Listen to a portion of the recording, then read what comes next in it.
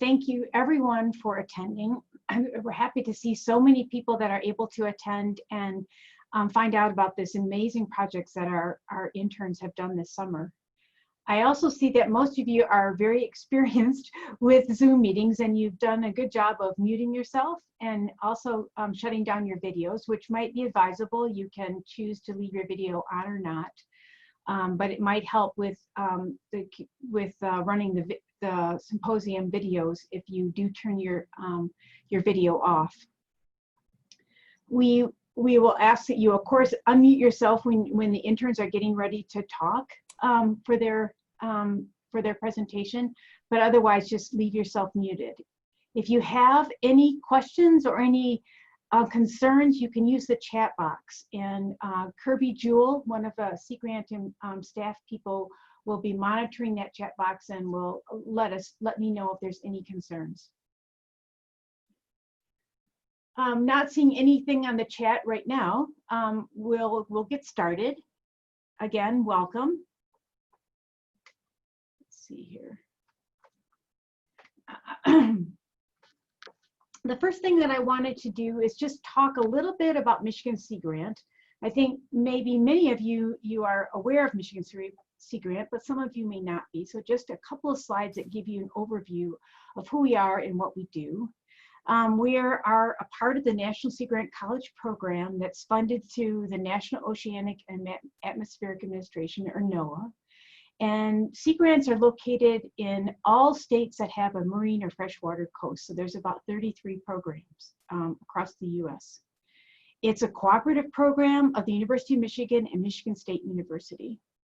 Its mission is to support research, education, and outreach projects that enhance the sustainable use of the Great Lakes resources to benefit the environment, the quality of life, and the Michigan, Great Lakes, and national economies. Our vision is a healthy and sustainable Great Lakes resources, and resources achieved through an integrated program that engages universities and the public and private sectors. These are our mission and vision statements, so I just wanted to make sure that I share those out with you all. And you'll be able to see as we go through these presentations how our stewardship projects actually advance our mission and our vision. Just a little bit about our three basic components of Michigan Sea Grant, which is the research, the extension, and the communication. Our research program supports university research investigators, graduate fellows, and undergraduate interns to conduct applied research projects and also to engage with constituents. Our research projects typically develop science-based information and tools that are a more applied science approach, and that can be used to inform decisions about complex coastal issues. Our extension program has extension educators that live and work in our coastal communities around the state, and they help to apply the research that we conduct and conduct educational activities, and then unite stakeholder groups and communities across Michigan coast. They work to share scientific knowledge with decision makers to help make some of those really complex decisions that we're facing currently in Michigan. We also have a communications program, and they're located in both the Ann Arbor and the East Lansing offices. And the communications program works with both the extension educators and with our research program to develop a variety of outreach and education products and services, including the Michigan Sea Grant newsletter upwellings, as well as social media posts and blogs. I mentioned those last two because a number of the interns have already been working with our communications group to develop some social media posts and possibly some articles for upwellings. And I encourage all of our interns to reach out to us if you're interested in doing something like that. Just a little bit, again, more about who we are. This first slide is about the people who have been working with you most directly on your internship so far. We're from the Ann Arbor office, and it's myself, Catherine Rising, and I'm the research program manager here at Michigan Sea Grant and also the assistant director. We also have Kirby Jewell, and you've been getting emails from her most recently about the slides and the symposium, and she's administrative assistant here in our office, and also Erin DeVries, program coordinator, and you heard from her a little earlier on in the internship process. Also in our Ann Arbor office, we have Tom Johangen, who's the director, and then Elizabeth, Geneva, and Todd, who are in the communications group, and I know a number of you have reached out to Geneva already, as well as Elise, our fiscal program officer, and our Great Lakes Aquatic Nuisance Species Project staff. In the East Lansing, leading our extension office is Bill Taylor, who's the associate director, and Heather Triesenberg, who is the lead of the extension program. And I mentioned we have extension educators across the strait. So this is a pretty impressive slide that shows we have 15 extension educators, support staff, and communicators that are located all around the coastal communities, and some in the East Lansing office. And so they work really directly with all those coastal communities to help address issues that the coastal communities have. And then each one also has a set of expertise that they share, such as fisheries aquaculture, coastal resilience, developing trails, and coastal restoration. Now, just a final slide before we get started on the presentations is just a note about this environmental internship. This is the second year of the internship, and the purpose is really to provide an opportunity for undergraduate students to work on an environmental stewardship project in the Great Lakes that can be within their universities, within their communities, working with an agency or with an NGO. And you'll see from these presentations that we've covered these broad scopes of these different options. The goal of our internship is really to reach out to a broad, very diverse group of undergraduate students across universities in Michigan. And you'll again see that we've done that pretty well. And then also to provide some professional development opportunities, which have occurred throughout their projects, and also with integration with the Diversity, Equity, and Inclusion National Sea Grant effort. So now jumping into the presentations, what we've done is take all of the different presentations and put them together in groups of somewhat associated topics.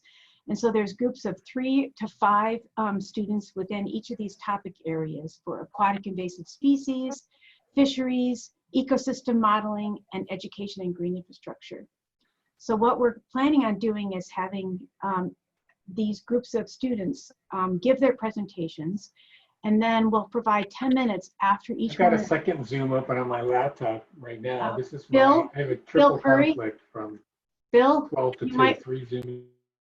Thank you. Then we'll provide 10 minutes after these groups of presentations for questions for these groups of students. Just remember to unmute yourself, and if you have questions, you'll put them in the chat box. Each student has about 5 minutes, and we're going to try to be pretty good about that 5 minutes so that we can finish within our time frame. Kirby is going to be monitoring the time, and she'll just speak up when you have about 30 seconds left to go. Since we had so many presentations and so many slides, we put it together in one set of slides, and so I'll be advancing the slides. So when you want your next slides, just say next slide, please, and I will move the slides ahead. I'm not seeing any questions, so we'll continue to move on here with our first group that's talking about aquatic invasive species. And here we'll be hearing talks from Timothy Boyd at Lake Superior State, Samuel Johnston also at Lake Superior State, Molly Wozniak also at Lake Superior State, and then Carter Rogers at Spring Arbor University. And we'll start off with Timothy Boyd. Timothy, are you ready? You have to unmute yourself. Yep. Great, thank you. Hi everyone, I'm a senior fish and wildlife management student at Lake Superior State, and I've been working with my advisor, John Dobeck, about lake trout diet variability in southeastern Lake Michigan. So we can go to the next slide. So a little bit of background. Lake trout nearly went extinct from Lake Michigan in the 1950s, mainly due to like overharvest and sea lamprey at that time. It was not a good time to be a lake trout. Round gobies came over from Eurasia in the mid 1990s, and by the later 1990s, they were established in Lake Michigan. The forage of lake trout today mainly consists of alewives, sculpins, and gobies, although in different parts of the lake, they'll eat whitefish, smelt, and things like that. But in the southeastern part where my project was done, it's mainly just alewives, sculpins, and gobies. So for this project, I was mainly looking at how much of the lake trout's diet consists of round gobies spatially as well as seasonally. So next slide.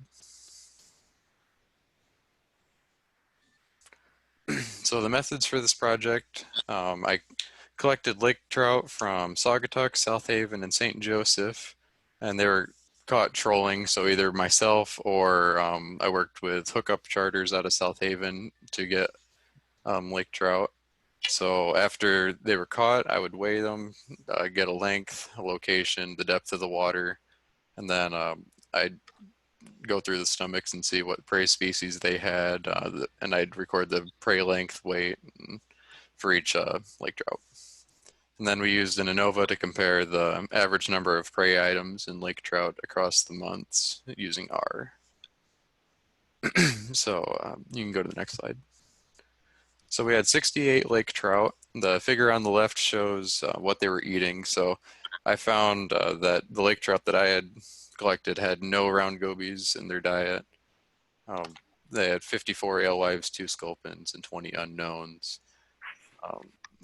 An interesting thing I found, though, was that they seemed to consume a lot more prey in May than in June and July. We had a really small p-value. So it's pretty darn significant for their almost like a 2 fish difference between them.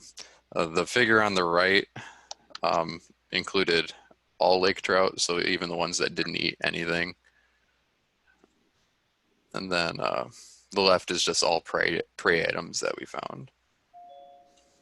So we can go to the next slide. So like I said, I found that lake trout mainly eat alewives where I was sampling and when I was sampling, and that isn't exactly what I found in a lot of the literature.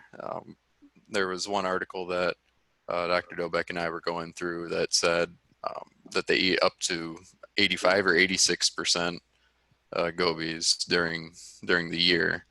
And then there was another article through Purdue, I believe, that said that they consume about 25% round gobies. So it's just not what I found, which I thought was pretty interesting. I was expecting to see a lot more round gobies.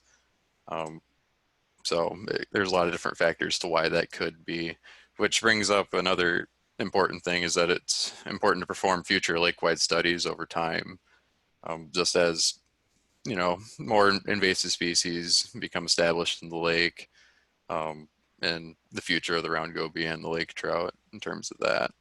And then earlier in the spring, some COVID-19 related challenges were that a lot of charter boats didn't know if they were going to be able to operate. But later in the spring, everything worked out in the end. So it kind of reduced the amount of lake trout I was able to sample, but in the end, everything was fine. So we can go next slide. And then I'll be happy to take any questions at the end. So that's it. Great, thank you very much. I don't know if I'm actually in the Sea Grant office, and they're doing a major construction project right outside my window, so I'm hoping that the noise isn't too great. Now I will unmute myself when you guys are speaking. So next up is Samuel Johnston, also from Lake Superior State, and he'll be talking about spatial variability of zooplankton in Lake Michigan. Thanks a lot. I'm Sam Johnston, and for this project, I worked with my advisors, Jonathan Dolbeck at Lake State, and then Jason Smith with the Sioux Tribe of Chippewa Indians.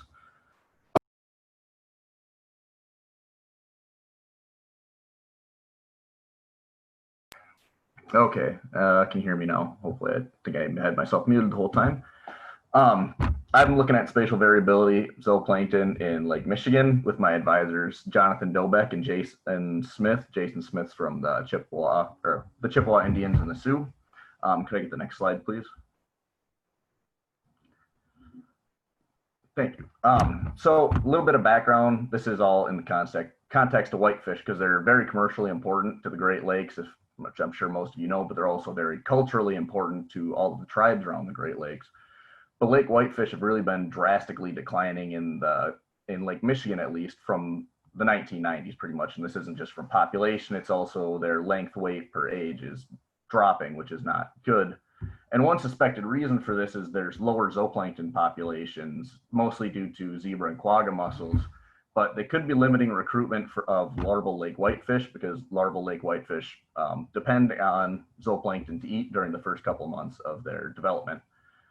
So it's an understudied area. There really isn't a whole lot of study on it other than diet analysis, but we wanted to see what the spatial variability of zooplankton was in these bays in Lake Michigan where larval lake whitefish tend to hang out and develop for the first couple months of their lives to see what they have to eat during that time. Next slide, please. So for our methods, this is kind of where the beach bomb took place because this was all in 4 days of our sampling, and we hit every single one of those little black dots on the map you see on the upper right hand side. So 31 total sites. At each individual site, we took 30-meter horizontal tows for a total of 93 total samples. So it was a little bit, and then we recorded other environmental data such as water temperature, air temp, wind direction, conductivity, pH, just the basic stuff. Just for reference. And then back in the lab, we had about 10,000, or I personally counted and identified 10,360 individual zooplankton, which we also then measured so that we could get biomass instead of just doing density, because it can be a better proxy if you have somewhere it's just a few really big zooplankton versus a lot of really tiny zooplankton. So it can be a little bit more accurate than densities, and that's what we're going to talk about is biomass, which is just dry weight per liter. Can I get the next slide, please? So here's kind of what we found is some regional patterns of zooplankton biomass. And you can see the black dots are pretty much a lot of biomass, red are medium, and orangish yellow is low. These were just kind of natural breaks. They're pretty arbitrary. So don't worry about that too much. And we saw a lot of clustering of these, each kind of category, as you can see. But the overall going trend was mostly that as the farther you get away from the straits, there was a lot less zooplankton, which was interesting, especially because historically the straits have been a pretty strong whitefish fisheries. So it was interesting to see. Next slide, please. All right, so we didn't have time to look at each of our 31 sites individually and compare them. So we had to group them into regions just for the sake of getting things done for this presentation. But overall, we saw that Green Bay, like the farther you got away from the straits, so the Green Bay sites and the lower Lake Michigan down by Ludington, Manistee area, they tended to have a lot more zooplankton biomass, and it was a statistically significant difference when we put it into an ANOVA test, which was interesting. And then we had a lot of variability in some of these regions, which is why some of the boxes on this box plot are just really large. Next slide, please. All right, so yeah, we saw a lot of zooplankton patterns and variability, but how this comes back to whitefish is this little plot on the right here of lake whitefish per seine haul over zooplankton biomass. It was a very rough data set that we were pulling all the lake whitefish data, and we could only get 8 points of very rough averages from a couple different years and a couple different seasons because the data set is so far unpublished. But we got what we got, and it wasn't a statistically significant trend, but you can see in here that there is a positive trend between zooplankton biomass and lake whitefish per seine haul, which was interesting, and it's not statistically significant, but it shows some promise for future research. And then it also showed that there is a relationship between larval lake whitefish and zooplankton, but we don't really know what that is yet, and it's something for future study. And that also directs us towards, the fact that we need more temporal and spatial relationship studies between zooplankton and lake whitefish. And then the only real roadblocks that we had on this project were COVID-19 ones, shutting down and limiting travel, and we had to change our project a little bit, and we couldn't work as closely as we'd like to with our tribal partners, but we got everything done as much as we could. All right, next slide, please. And here's just an acknowledgement of everybody that helped out and everybody whose data we were able to kind of pull from and steal a little bit. And that's all. Thank you very much, Samuel. That looks very good, and I was happy to see you were wearing masks when you were sampling. Good job. Thanks. All right, next up we have Molly Wozniak. She's also from Lake Superior State, and she's going to be talking to us about didymosphenia, on the effects of that on benthic macrovertebrates in St. Mary's River, Michigan.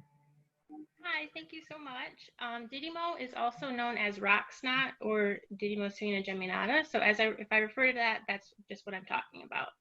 So for this project, I was able to work with my advisor, Dr. Ashley Murky, and the Center for Freshwater Research and Education at Lake State. So if we go to the next slide. So just some background information about Didymo. Didymo is a cold water algae that possesses invasive characteristics. And what makes this algae such a nuisance and so different from others is that it grows these very long, thick stalks on the substrate in rivers that it's found, and it can really kind of choke out the substrate and what is living there. So obviously, aside from being very unappealing to look at, it can affect recreation because as these stalks die off, they can float along the water and then get all tangled up in fishing line, as you can see here. And because it is so thick on the substrate, this can possibly affect benthic organisms in this way as well.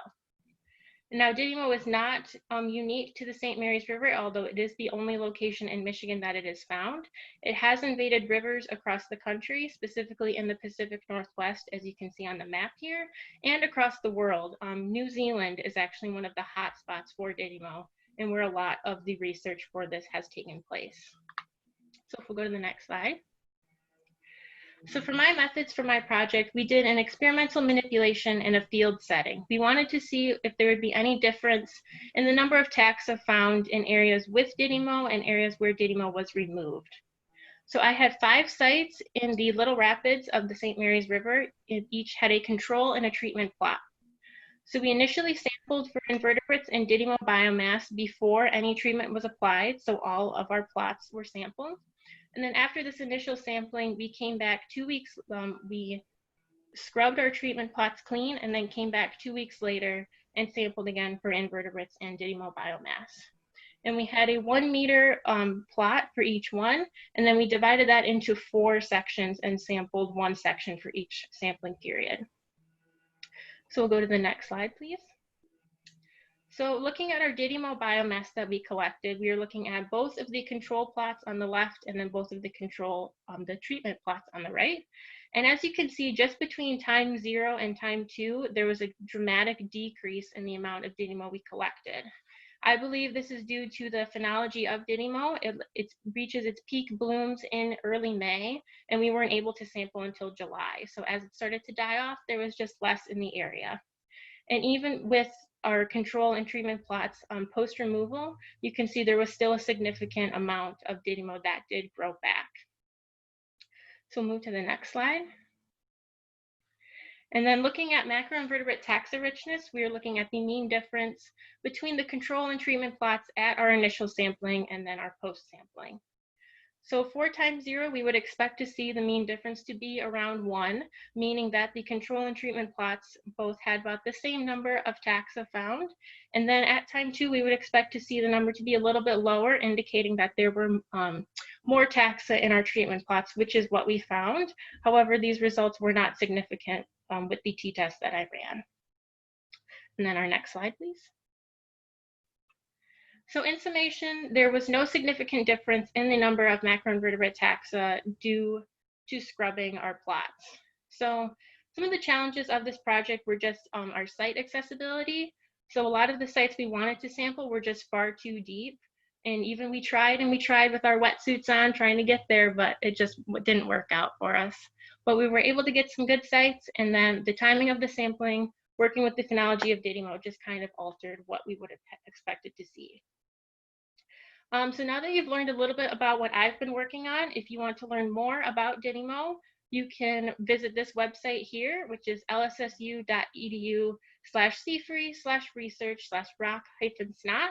And this has more information about Didymo and what you can do to prevent its spread in waters near you. And then looking back over this experiment and this amazing opportunity is that things don't always go according to plan. And that's true with life and it's true in science, but it was a really great experience to learn this hands-on in the field. So with that, I'd like to thank Michigan Sea Grant for this opportunity and for all of the great people I was able to work with for this. Thank you. Thank you very much, Molly. That was very interesting. I'm a benthic ecologist myself, so I'm very interested in how this might affect our benthic invertebrate in our streams. So thank you very much. Thank you. Next up, we have Carter Rogers from Spring Arbor University. He's going to be talking about the distribution of New Zealand mud snails in the Boardman River. Thank you. So yeah, again, my name's Carter, and I'm studying the New Zealand mud snails in the Boardman, and my supervisor is Dr. Brian Keys of the Sawbolt Institute of Environmental Studies, and that's where I did my research at. Next slide, please. So a little bit of background. The first New Zealand mud snails were found in the western United States in 1987, and they were first spotted in the Boardman by a Sawbolt Institute researchers in 2013. And I have a quote here from the Michigan government website. While mud snails are able to reproduce sexually, it is not always necessary. Populations in the US are made up almost entirely of self-cloning parthenogenetic females. In a matter of 1 year, a single female could result in a colony of 40 million snails. They hold no nutritional value for native fishes, so populations in the US do not fall subject to predation. Next slide, please. So the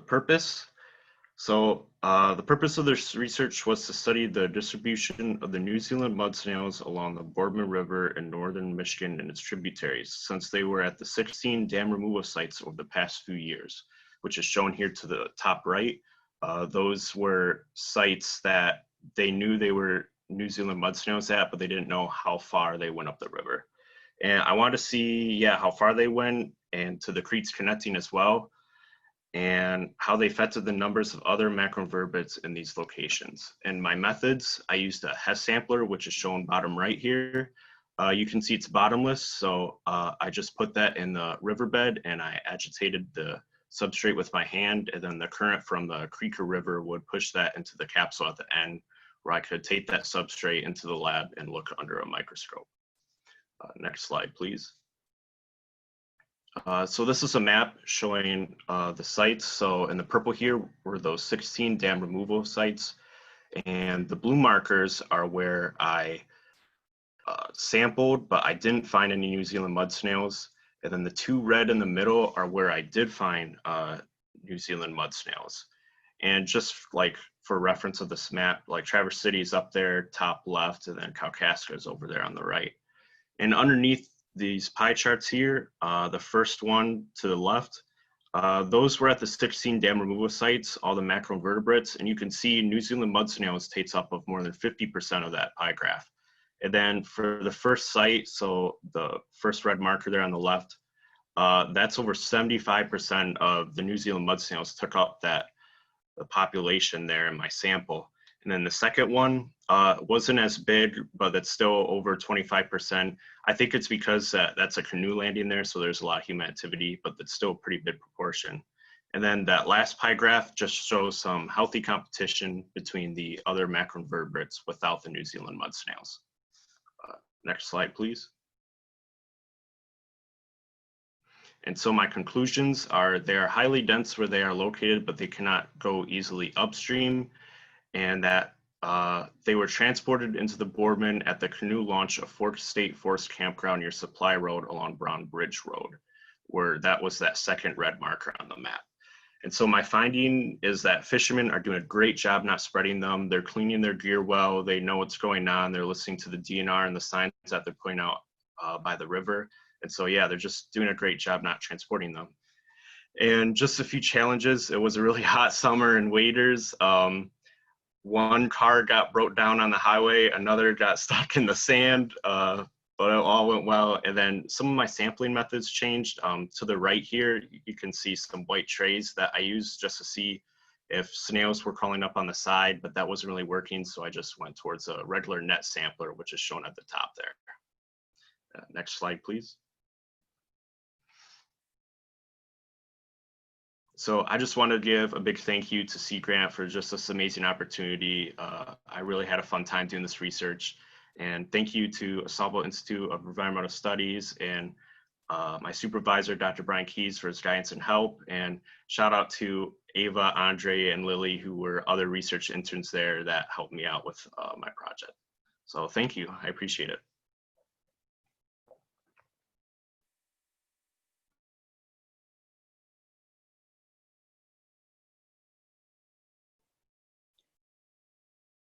Catherine, I think you're still muted. Sorry. Thank you very much, Carter. I appreciated that, and especially some of the challenges that you met with cars breaking down in really hot weather. That's something we all experience. So right now we have about 10 minutes. If people have some questions that you wanted to share or ask of our 4 interns here, you can go ahead and type it into the chat. If they're complicated questions, you can feel free to unmute yourself.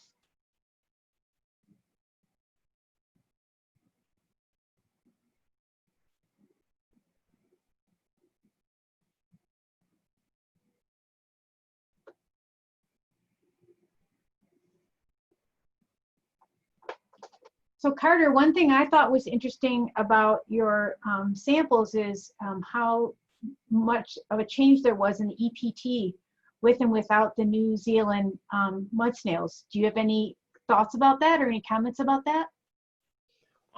Yeah, you could definitely tell that there was like competition going on there. And also, I think a little bit does have to do with like the kind of substrate I was going for, because with the like the mud snails, I was going for like more really murky, muddy substrate and everything. And the EPT kind of do like more like rocky, like under rocks and everything like that. So that might had to do with it, but also a lot of competition. Yeah. Great. So we have a question from David Clapp asking, I think Timothy, if he knows if the Gobi numbers were lower this year. I'm not sure if round Gobi numbers were down this Can year. you speak up a little bit, Timothy? I can't hear you. I don't know if round Gobi numbers were down this year, but I did notice, you know, just being on the boat, I marked a lot of schools of fish that I would assume were alewives, but there were certainly a ton of alewives around. The fish that I did find that had been feeding generally had several alewives in their stomach. So I'm not sure as far as if there were less gobies in the lake or if there wasn't a lot of wind on the lake this year, so that made a lot of the water up near the shore really warm where the round gobies live.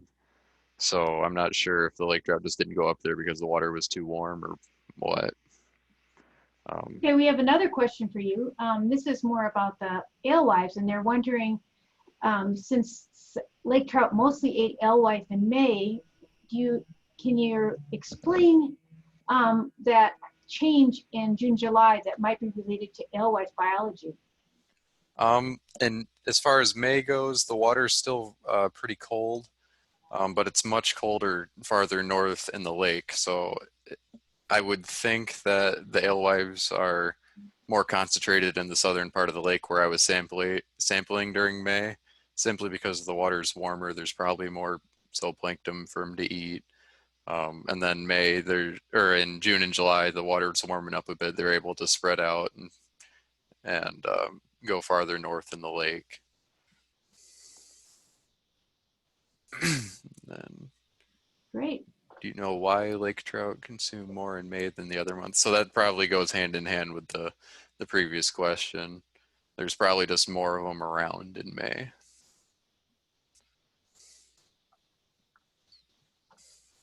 Any other questions? So I can't figure this chatting part out. Are you hearing me talking? Yes, we are. Hi, Jim. Okay, good. I couldn't figure out how to enter the question, but on the rock snot, that's a real nasty mess in a lot of places. How broadly distributed is it throughout the St. Mary's? From the St. Mary's, it runs right at the main rapids, and then it runs about 30 kilometers downstream, if I remember correctly, from the last distribution study we did in, I believe, 2016. Wow, quite a bit, huh? So, and none of the smaller tributaries or anything like that? Not offhand that I'm aware of. Thank you. Yep, thank you.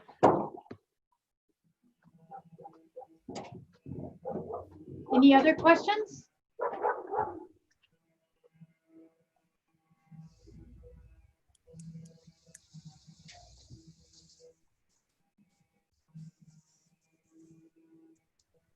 Okay, well, I guess we'll move on then to our next group.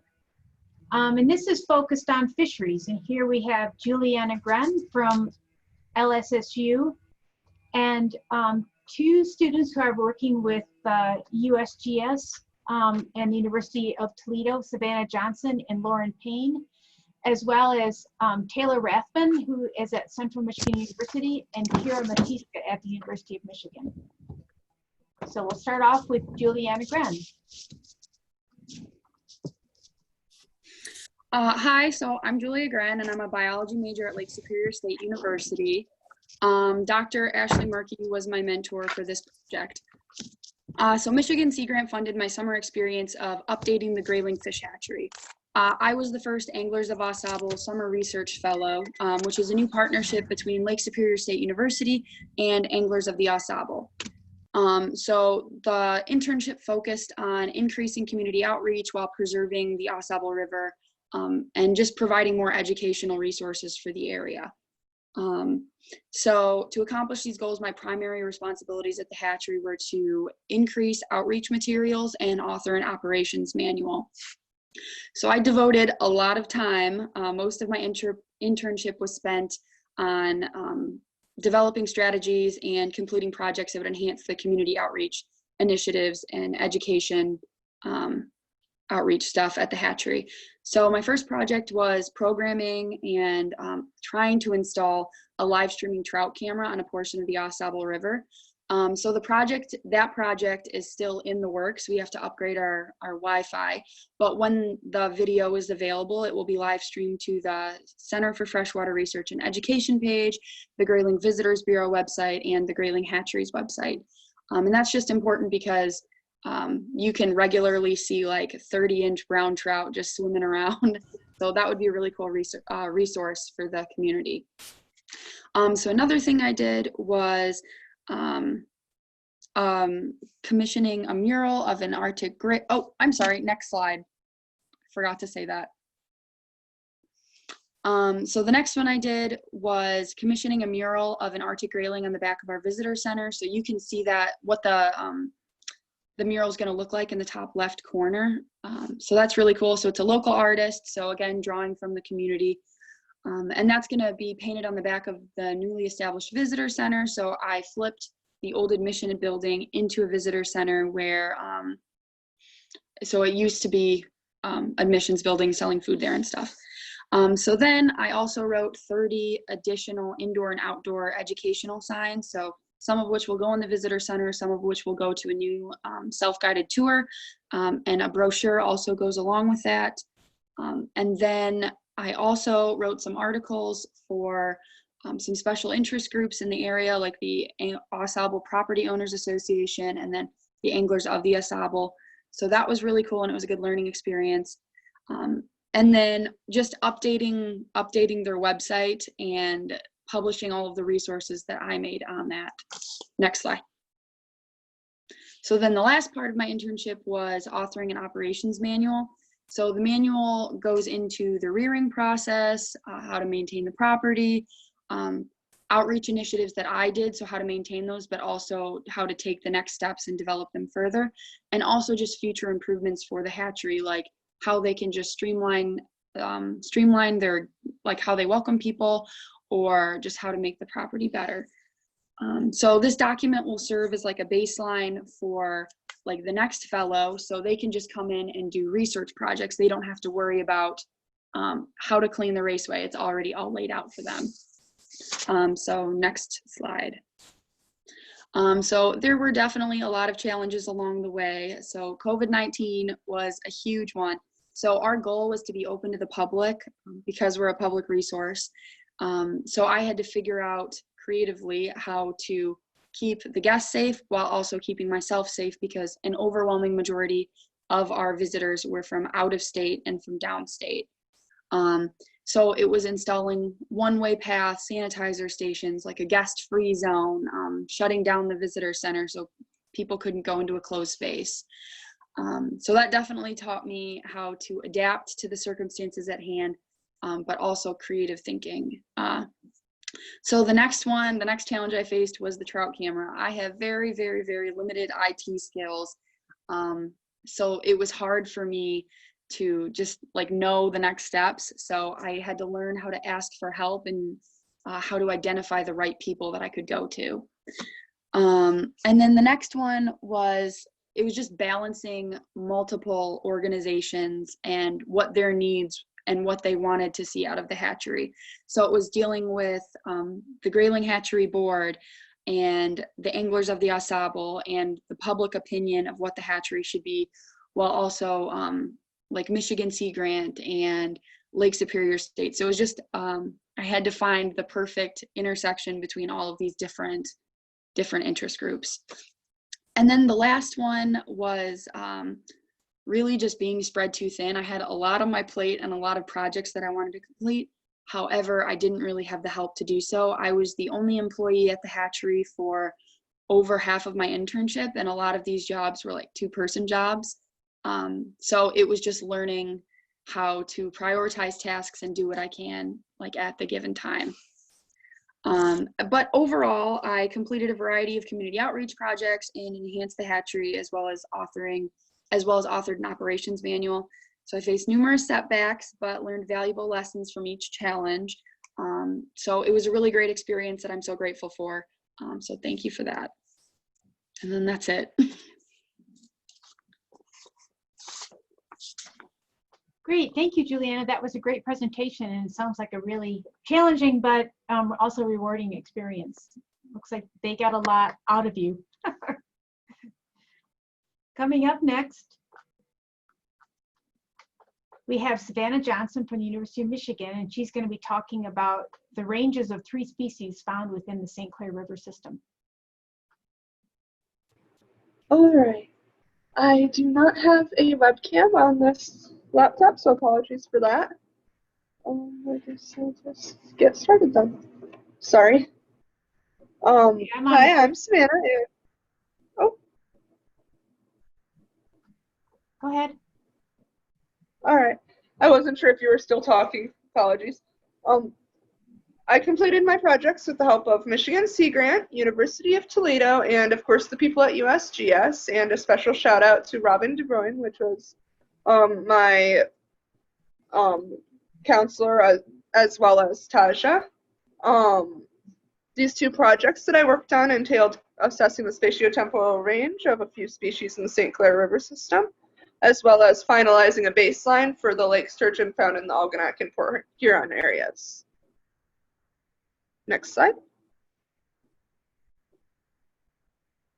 My first of these 2 projects assessed the spatiotemporal ranges of white sucker, walleye, and brook silverside. In order to complete this project, I used data collected by USGS themselves earlier that year. In 2018, they used paired bongo nets to capture larvae of various species found throughout the river system in different sites found along Lake St. Clair and the Delta and lower Lake St. Clair River. Oh, you switched the slide there, sorry. There we go. They then also sent these to the lab in order to take, to identify and sort the samples. Next slide. I myself was able to sort through these samples and create maps and temporal charts to identify the different distributions of these species. For example, walleye was mostly found in the river and delta system, as well as that lower east corner of the lake. That lower east corner actually ended up being where most of the captured samples were found. And then walleye was also found mainly near the beginning of the sampling period between May 14th and June 4th. White sucker, on the other hand, was mostly found in the delta and river itself, but also scattered throughout the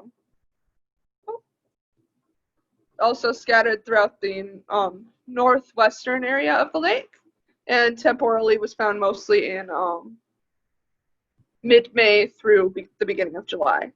Brook silverside, on the other hand, was found throughout the lake itself, mostly falling near the northeastern area of the lake. Next slide. My next project that I worked on was finishing a project started by Jackie Craig, a member of the USGS. We were assessing the percent white blood cell count of a variety of lake sturgeon captured between 2003 and 2005 during the months of May and June. In order to obtain these samples, they collected blood samples through the caudal fin of the fish, counted and identified 300 plus cells from each sample, identifying them as either red blood cells or white blood cells, and then transferred this into a percent white blood cell count. Next slide. I myself was able to use this data to assess whether or not this percent white blood cell count was varying between age, sex, or location sampled within the region, which is important because variation in white blood cell count indicates disease factors or anything of the sort, like stress upon the fish, etc. And because there was no real difference between all of these, we can use this to also identify that this is a relative baseline for the species. Next slide. Yeah, that's what that says right there. And then we can go on to the, yep. Final thoughts for this project. There were some challenges working independently due to COVID-19, more or less, with all of my work being online, obtaining software. We had to find a way to get a copy of ArcGIS, which originally I would have been able to use at the University of Michigan libraries and such, but we had to find a way to obtain it online, and then also trying to balance two different projects that were similar but not exactly overlapping. Overall, I was also able to improve my ArcGIS skills through this project and build further knowledge of the fish in the area and the different species comps and their spawning periods. This also affected my career path, as I found out I quite enjoy data processing, and I was able to expand my knowledge on the fish in the area as well. And that is all. Thank you so much, Savannah. I apologize for the advancing. I'm not exactly sure what's happening. I wasn't doing anything, so that I'm a little concerned, but I apologize that was for that disruption. All right, up next, we have Lauren Payne talking about fish egg mortality in the St. Clair and Detroit River system. Thank you, Catherine.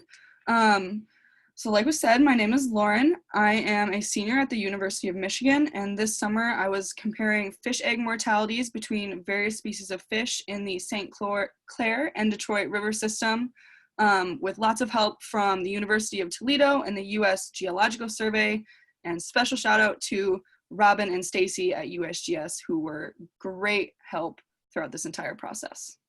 Next slide, please. So a quick introduction. My question was, do different species in the St. Clair and Detroit River system exhibit varied egg hatching and larval success rates? And this question came from anecdotal observations in the lab that there were perhaps these varying mortality and success rates. So the goal was to try to analyze information from the past years of this study to understand if we could back up that observation with some quantitative evidence. So methods were broken into two large sections. The first is the egg collection and incubation. And so on the right, you can see the map of all our various egg collection sites. They have different symbols. This is a bit of an outdated map. All of these reefs are now completed. But this is where we collected our eggs from, thanks to everyone at USGS. And the part that I was most involved in was the analysis of this egg collection evidence. This study has been running since 2008. So we've got 1,100 plus vials and many, many more samples. So what I was doing was looking for the differences in mortality, which was found by dividing the number of preserved eggs or larvae that come out of a sample by the total number of eggs that were put into incubation. And next slide, please. And so this is just a quick look at our study species. Fish that we consistently captured throughout all these years, lots of sucker species, whitefish, walleye, sturgeon, and trout perch. Next slide, please. And so this is just a quick look at some of the data that I was analyzing.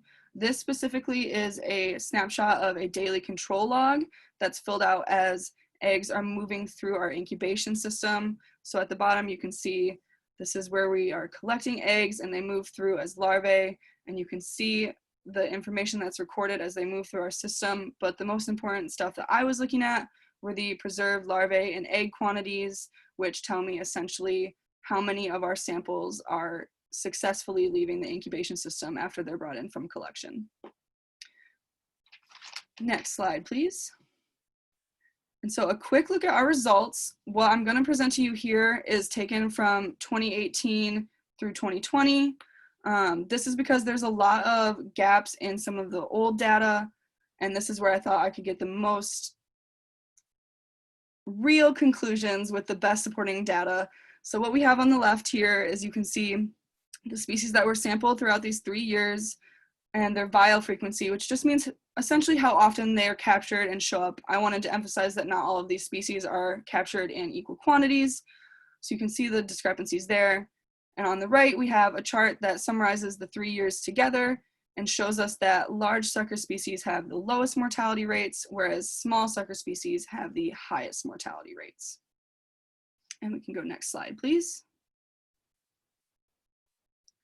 And so a bit about the challenges of this project were the sorting and organizing of massive amounts of data. This project has been running since 2008. There's tons of samples collected every year. And to add to that, there have been a variety of managers of the project. So record keeping systems have been evolving, and that causes discrepancies between the various documentation I was looking at, especially as they are in physical and online formats. So there was a lot of trying to sort through the various methods there. On top of that, the inability to go into the lab due to COVID restrictions meant that it was occasionally difficult to understand the data I was looking at because I can't see physically how it applies to what's being done in the lab. But these weren't insurmountable challenges, of course. Cross-referencing of documents and databases were a great way to get past the gaps in the record-keeping systems, and efficient use of Excel programs helped to take this mass amount of data and simplify it down into something that you can digest and really understand what the information is providing. And next slide, please. So some main takeaways from this were that creating and maintaining a reliable system for record keeping is extremely important. If you collect a ton of data, but you don't know what to do with it and it's not consistent, it's practically useless. So having and maintaining and reading a standard operating procedure, I cannot explain the importance of that enough. So then going away from more of a practical standpoint to a more ecological look at takeaways, different species do have the potential to respond to changing environmental conditions in a variety of ways, which is important for helping us understand the overall functioning of ecosystems,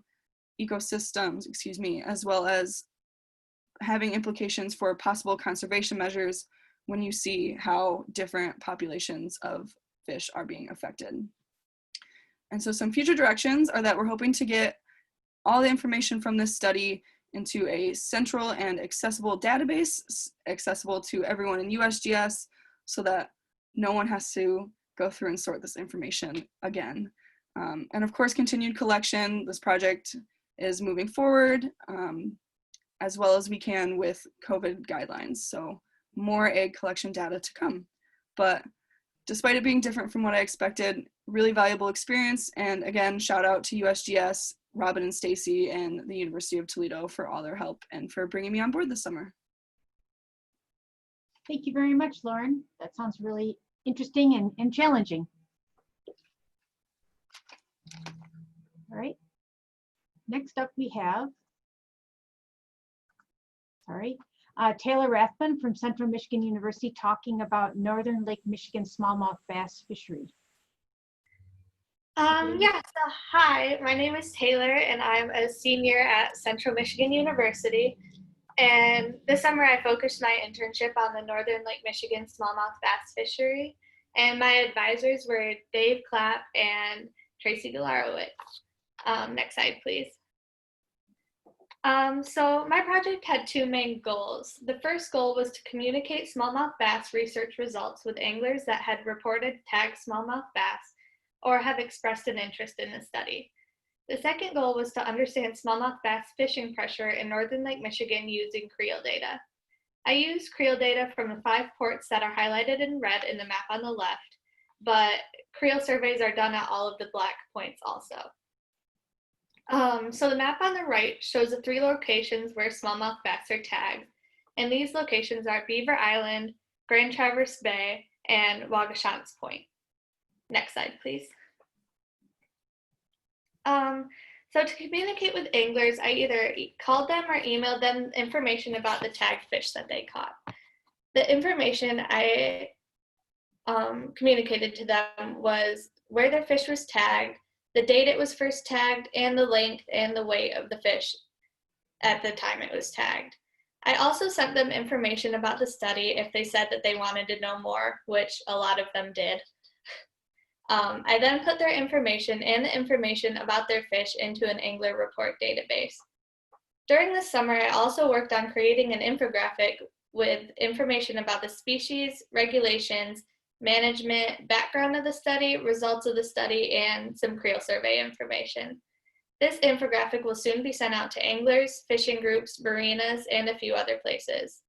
And the last thing that I did was assess creel survey data from the 5 different ports, which were Elk Rapids, Charlevoix, Harbor Springs, Lighthouse Point, and Yuba Creek. The creel data included the number of trips anglers have taken, the number of fish caught, and the number of fish harvested. I then created graphs with this data to see how the angler trips, catch, and harvest have changed over time and how the numbers compare across ports, which is shown in the pie graphs on the right. Next slide, please. So some of the results that I had from the creel survey data showed dramatic changes. So I totaled the numbers across all of the ports and graphed them by year to make it easily seen. So as you can see in the graph on the left, smallmouth bass catch has increased dramatically from 1997 to 2019. Smallmouth bass harvest has decreased from 1985 to 2009, but in recent years, which are 2009 to 2019, smallmouth bass harvest has slightly increased. Smallmouth bass anglers have also been taking less trips from 1985 to 2019. So the difference in the time ranges you see across the graphs, which is why catch starts at 1997, is because they didn't begin to collect information on released fish, which is the catch, until 1997 or even later at some of the ports. Next slide, please. So the biggest challenge I faced during my internship was that the coronavirus stopped me from going out in the field to do creel surveys and smallmouth bass sampling. So instead of going out in the field, I worked with creel survey data from home, and I met with my advisors weekly to make sure that I was staying on track. Another smaller challenge I had was that some anglers didn't respond to my calls, or they didn't have all the information that I needed to enter their fish into the database.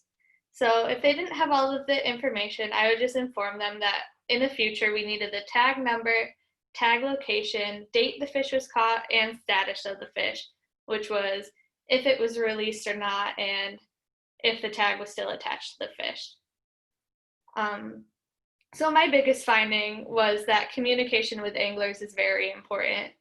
Many anglers are interested in the work that is being done to the smallmouth bass fishery, and I'm sure that this is true for many other species as well.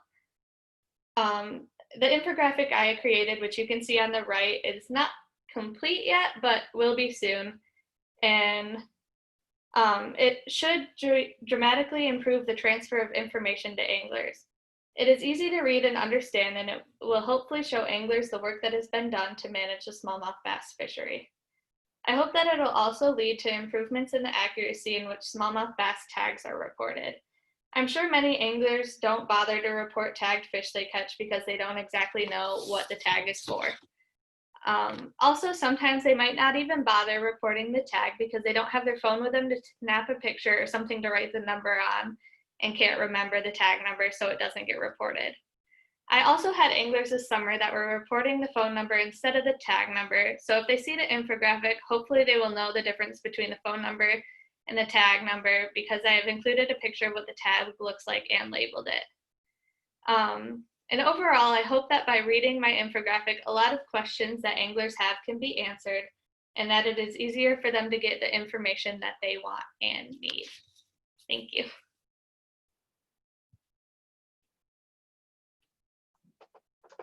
Thank you, Taylor. That was pretty interesting. Where is your infographic being shared? I'm going to share it on probably the DNR website, and then I'm going to send it to anglers that I have contacted and just several different fishing groups, and yeah. Great. Thank you very much. Thank you. Yes, we're on to our final talk for this section, and this will be from Kiera Matiska. She's going to be talking about oxygen consumption rates of lake trout. Whoops, sorry. Here we go. Hi, my name is Kiera Matiska, and I'm going in my senior year at the University of Michigan. For this internship, I worked alongside Kevin Keeler and Chuck Madingen, to study the effects of water speed on oxygen consumption rates of male and female lake trout in hopes of one day being able to create a sex-specific bioenergetic model. So for a little background, current bioenergetic models are typically unsexed. This is problematic because there are documented higher metabolic differences for male fish versus female. Additionally, other vertebrate species have also documented this sex-related difference. So there's already a current bioenergetic model produced for lake trout, and from that,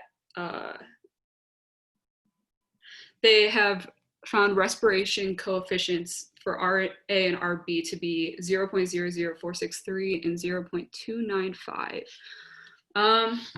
So for the study, we obtained 12 lake trout from the Sullivan Creek National Fish Hatchery. There were 6 of each gender, and they were all over the age of 6. And once we received them, we separated them by gender into 4 tanks with 3 fish in each tank. To identify which fish was which, we named them and then used visible implant elastomers to either tag the fish with an orange tag, a blue tag, and the third one in each tank was not tagged.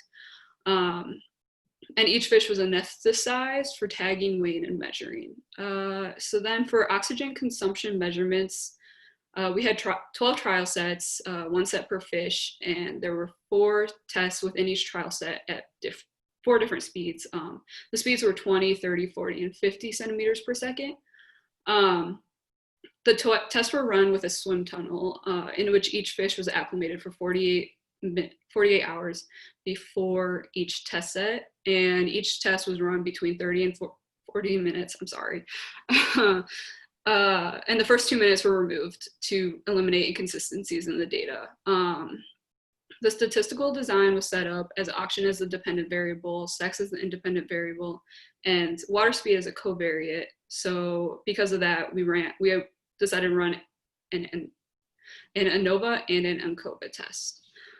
So for the results, the ANOVA and ANCOVA showed no significant difference among oxygen consumption for the averages of sex or an interaction with sex and water speed. And then for the fish specifically, figures 8 and 9 show the average weight and length of female fish in comparison with male fish. We found that there was a significant difference. Female fish were significantly larger both in weight and length than male fish.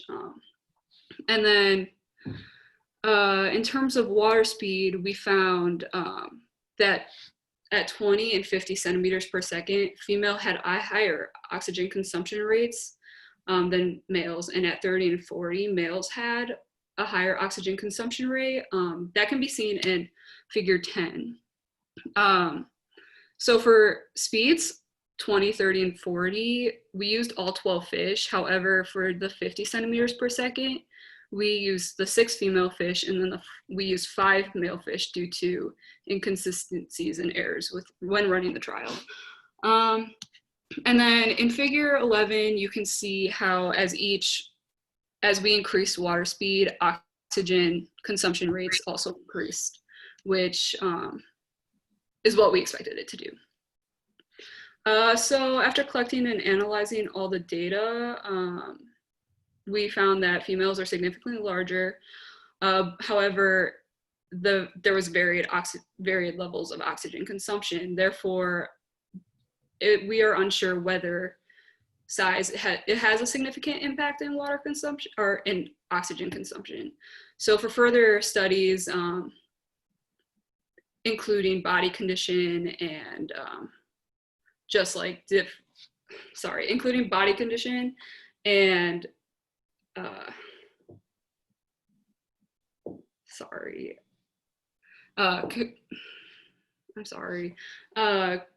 including body condition and fish of all sizes will be necessary in order to understand the impact of size further.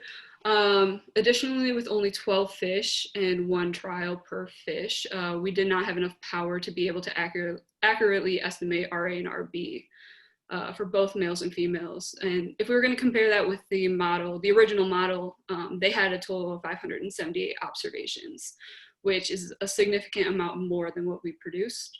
Therefore, adding more individual fish with varied sizes due to the results found and ages will be absolutely necessary for updating the bioenergetic model to account for male and female differences.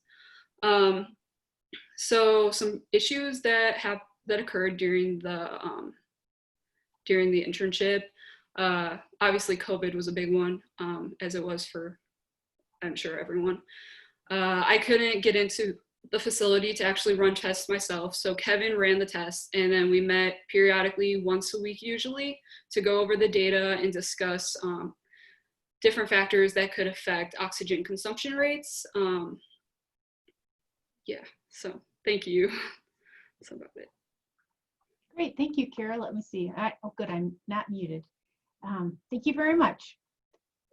Sounds like a pretty interesting experience, and I'm sorry that you weren't able to get in and actually do any lab work. COVID challenges for all of us. So for the next 10 minutes, we have a chance to ask questions of Juliana, Savannah, Lauren, Taylor, and Kira. Any questions?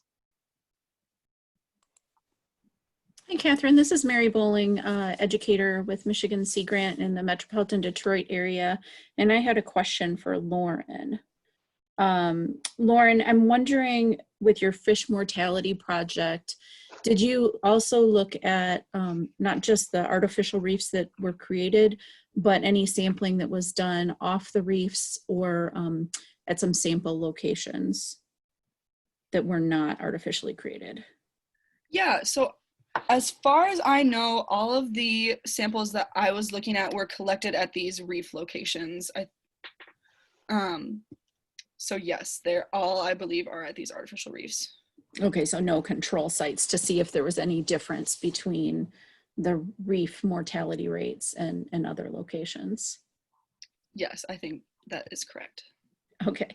And then I also wanted to let you know that there is an updated reef map that's available. I noticed in one of your slides you had a reef map. And so if you wanted to, touch base with either Catherine or Kirby, I'm sure they could put you in touch with the updated one in case you're doing the program or presentation anywhere else. Great, thank you. I really appreciate that. Great job. Thank you. We've had a couple of questions come into the chat box. Lauren, there is another one for you.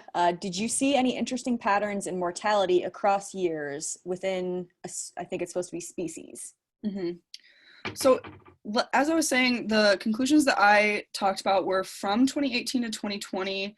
It was pretty difficult to get solid rates for any species across a wide variety of years due to problems with record keeping. But I think, I don't have my slides up, but I think it was with one of the sucker species that had some interesting patterns within the years I did present. I don't know off the top of my head, but yes.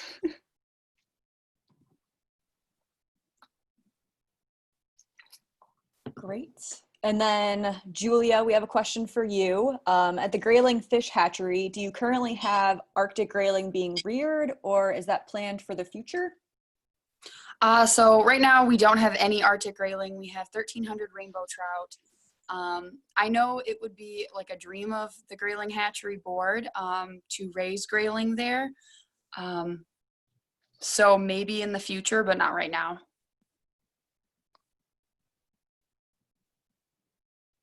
Great. And then while we have you, Julia, another question came. Is the hatchery manual accessible for everyone? Not right now, but I'm sure that we could make it accessible. I tailored it to the hatchery, so the Grayling Fish Hatchery at least. So it's all, I don't know, it's all in terms of like what's at their property and what their raceways look like. It's a pretty unique facility, so it's like entirely outdoors. Like there's no indoor like space except for the new visitor center. So it's not like other hatcheries, but I'm sure that we could make it accessible. So I guess just emailing me if you want to see it. Perfect. That's good to know. Thank you. And then we have a question for Taylor. How did you choose the subset of creel survey locations / ports for your study? So I chose all of the ports where creel data is available in northern Lake Michigan. And so I only had time to do 5 of the ports. So my advisors chose the highest priority ports that I should assess, and eventually I'm going to add in the other ports.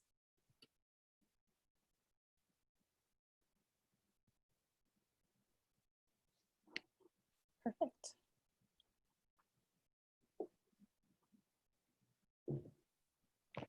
Hi, this is Jim Diana.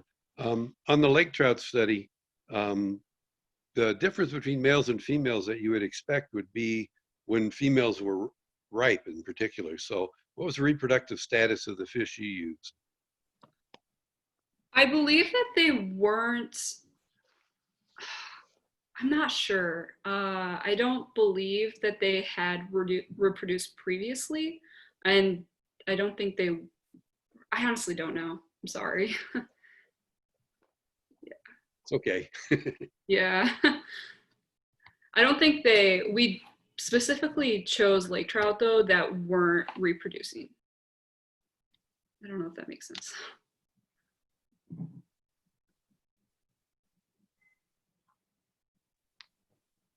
Another question then about smallmouth bass. I was really surprised to see the decline in fishing effort on smallmouth bass over time.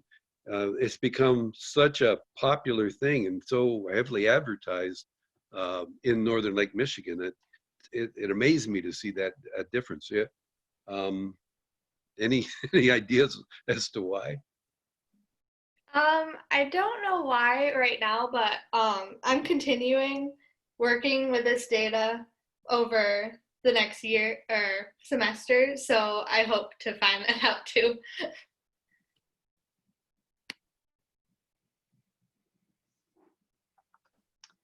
Well, This is Bill Taylor, and I'd encourage you to look at that data because you were in some of the highest fishing areas up there, Watershaw's Point. There's a lot of historical data in that area that Jim knows well. And so that was an interesting finding.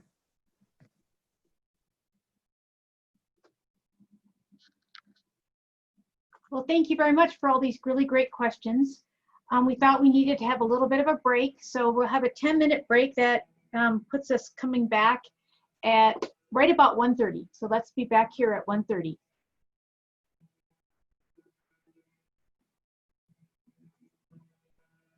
Thank you.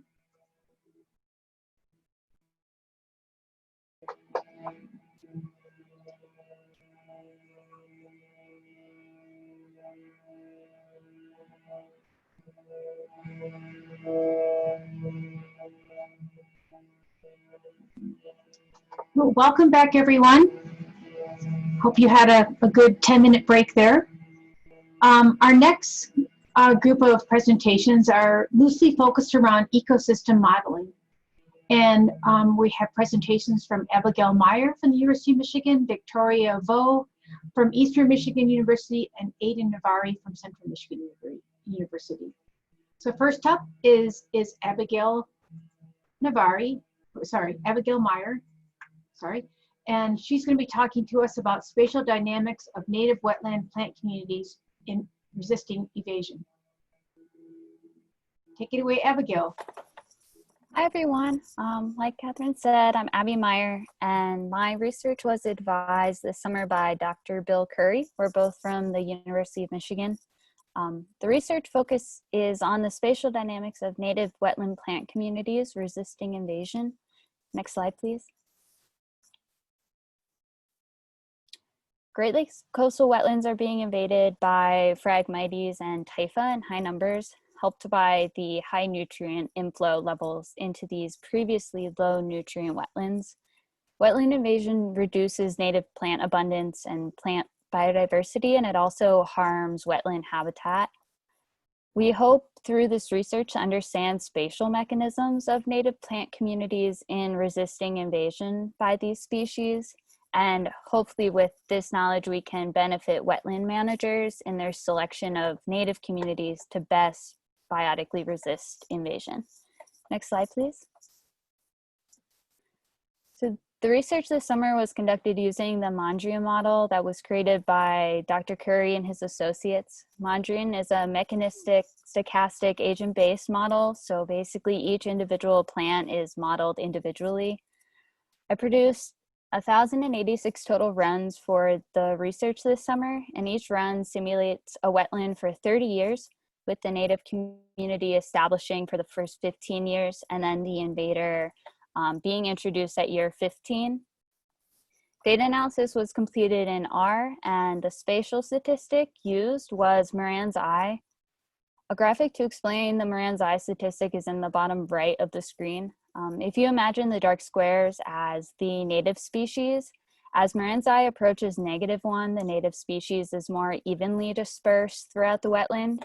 And as Moran's I approaches +1, the native species is more clumped together in the wetland. Next slide, please. For the model runs, I used 3 nutrient inflow levels at low, medium, and high. I also modeled 8 species combinations. The 3 modeled natives are Elaeocharis, Juncus, and Chenoplectus. Each was simulated as a 1 species native community against the invasive. They were then also simulated as a 3 species native community against the invasive. Next slide, please. I'm only going to be showing the results for Typha today due to lack of time, but similar patterns appear in the Phragmites results that we found. The 3 graphs on the screen right now are distinguished by the 3 nutrient inflow levels. So at the top left is the low nutrient inflow, top right is medium nutrient inflow, and the bottom is high nutrient inflow. The first 3 bars in each graph are the 1 species native community runs, and the 4th bar is the 3 species native community runs. The y-axis is the final native proportion of the net primary production at the end of the simulation. At low nutrient inflow levels, the native species alone and as a community are able to resist typha invasion. At medium nutrient inflow, Juncus alone is dominated by typha, and Chenoplectus alone is reduced to about 60% of the final wetland NPP. However, Elaeacorus and the 3 species native community are able to resist invasion at medium nutrient inflow. Most interestingly, at high nutrient inflow, all native species alone are dominated by typha, but the 3 species native community is able to resist invasion. I wanted to look into what spatial mechanisms might underlay this result. Next slide, please. So again, on this slide, the 3 graphs are distinguished by the 3 nutrient inflow levels, low, medium, and high. The 3 sets of bars are the 3 native species, and the y-axis is Moran's eye. So the dark bars are the Moran's eye of that native species when in a 1 species native community, basically when it's alone against the invasive. And the light bars are the Moran's eye of that native species when in the 3 species native community, so when it's with the other 2 natives. The taller the bar, the more clumped that native species is. Chenoplectus, the largest native species that we modeled, is spatially unaffected by the addition of other natives to the wetland community. However, Elaeacorus, the smallest native species, is significantly more clumped when placed in a 3 species native community. Likewise, at low and medium nutrient inflow levels, Juncus is also significantly more clumped when placed in a 3 species native community. Luckily, I was able to complete this research without being too impacted by COVID-19. I gained experience with conducting a literature review and the use of R for data analysis and data management. This research is still ongoing. I want to look more into what these results are saying. The next step is to determine if these spatial patterns have a causal relationship with final native NPP or just happen to coincide with increased final native NPP. I'll also be looking into the clonal reproduction mechanisms by which a native species is able to become more clumped and how this information can best be used by a land manager to resist invasion into their wetland. Thank you so much to Michigan Sea Grant and Dr. Curry for assisting with this research. It's been really insightful and interesting to complete. Thank you.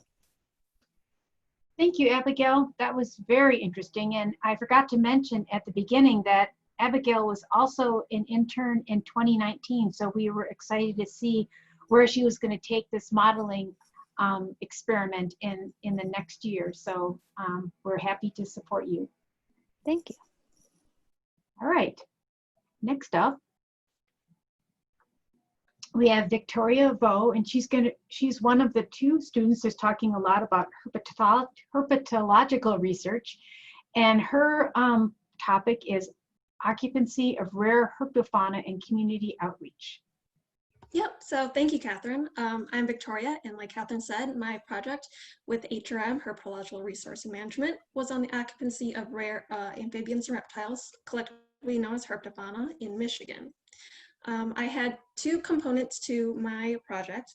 I had first the GIS component, which was mapping out the locations of the observations of these herps, as well as a social media component, which was to encourage community submission to the Michigan Herp Atlas, which is a citizen science program coordinated by and administrated by HRM that documents the occurrence of all herpetofauna species in the state. The knowledge gap that this project fills is that there are many unknowns when it comes to the distribution of rare herpetofauna species.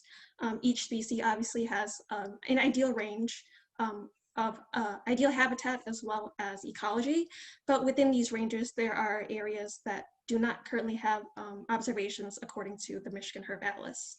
So using population data collected from the Herp Atlas, it's possible to identify these areas with limited or lacking observational data and to create a targeted plan to increase species detection. With these needs and social media, citizen science programs can be encouraged.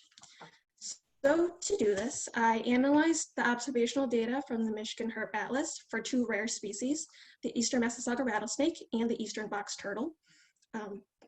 Environmental data, specifically land use and aerial imagery, were also used in ArcMap to identify areas of known species occurrence as well as the ideal habitat.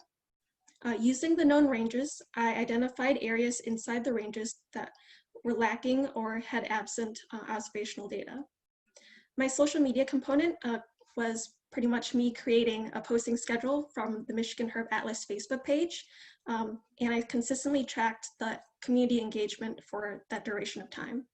I posted to the Facebook page at least once a day for 1 week, and the posts were a mixture of like humorous content like hashtag Froggy Friday, as well as educational content informing and celebrating Michigan's different herb species. Many of the posts were also featured the observations from the Michigan Herb Atlas, as well as from the followers of the Facebook page. Next slide, please. So these are my results from my GIS work. So there's the Eastern Mississauga results on the left and the Eastern Box Turtle on the right. Each point on the map represents one observation of that species. The orange area indicates the species known range, and the counties of interest are outlined in red, and those areas are counties inside the known ranges of the species, but currently have limited or are lacking observational records. There are some outlying points, as you can see in the right for the Eastern Box Turtle. There's one point in the Upper Peninsula and towards the right of the Lower Peninsula, which are outside of the known range. The point in the Upper Peninsula represents Eastern Box Turtle that was a released pet, and the ones on the right are possibly due to the observers relocating the animals themselves. It's also possible that these herps are clearly mobile animals. They can move in and out of their ranges as long as there's suitable habitat for them to live in. So this is a really good indication of areas where there is potential for expanding their known range. Each record goes through a very thorough review by a reviewer from the Herb Atlas, such as myself, soon after it's submitted, and so any misidentified records have been either corrected or deleted by myself or others on my team. Next slide, please. So these are the results from my social media efforts. Each post that I did reached an average about 2,000 people. We gained 4 new followers each day, and our community engagement, which consisted of likes, reactions, and clicks on the post, was an average about 16%. Our positive feedback was a 7% per post, and our negative feedback was less than 0.1% per post. Posts with links directly to the Herb Atlas website were also featured on our Facebook page, and for those posts, there was an 8% average visiting to the site directly. Next slide, please. So in summary, it was really interesting to see the difference between these different species and how these species utilize a similar habitat and had overlapping ranges. There are obviously areas missing observation records, and it's helpful to create these targeted action plans. And my next step would be to explore possible opportunities for virtual workshops or BioBlitz events in the future. And I also found that there's a variety is the key to getting engagement with the community. It's interactive content like questions and polls, as well as original content like videos and vlogs that really captures people's attention. And to conclude, citizen science programs have a really significant place in how research and conservation are conducted. Sharing experiences with people who are excited about their community is really important, and it really brings people together. Next slide. So in summary, I would like to thank Michigan Sea Grant, especially Catherine and Kirby, for this opportunity, as well as my team from HRM, specifically David Mifsud, Melissa Sato, and Macy Jackson. And of course, thank you to all of you for listening to my presentation. Thank you, Victoria. That was really interesting. And then next up, we have another student that was working with Herpetological Resource and Management Group. And this is Aiden Navarre. Take it away, Aiden. Hello, everyone. My name is Aiden Navarre, and I'll be presenting my research project, Habitat Modeling of Rare Herpetofauna in Michigan, which is guided by my internship organization, Herpetological Resource and Management. Species distribution modeling, or SDM, is a practice commonly used to create habitat models. Habitat models help to predict areas of suitable habitat for a particular species and function through the combination of environmental data and observational sightings.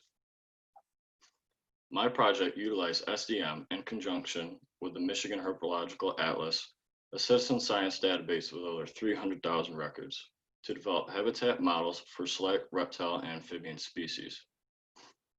The habitat models will serve as resources for HRM and other agencies charged with the conservation and best management of herpetofauna and natural resources. A subset of rare species was selected to model creation, including the eastern Massasauga rattlesnake, the eastern box turtle, the mud puppy, and the Blanchard's cricket frog. Next. The modeling software Maxent was used to develop each species model. Maxent utilizes the maximum entropy approach and requires presence-only records to assign each cell within the target area a predicted suitability for the model species. In terms of model inputs, a CSV file containing the latitude and longitude coordinates for each species was supplied, as well as the 2011 land, fire, land cover raster dataset in ASC file format. This will serve as the environmental variable. The projected coordinate system, extent, cell size, and mass between both inputs were set to be synonymous. In terms of model settings, the modeling of each species was set to replicate 10 times with the average result compiled. 25% of the occurrence data from each species was also used to test the machine learned data and evaluate model performance. Next.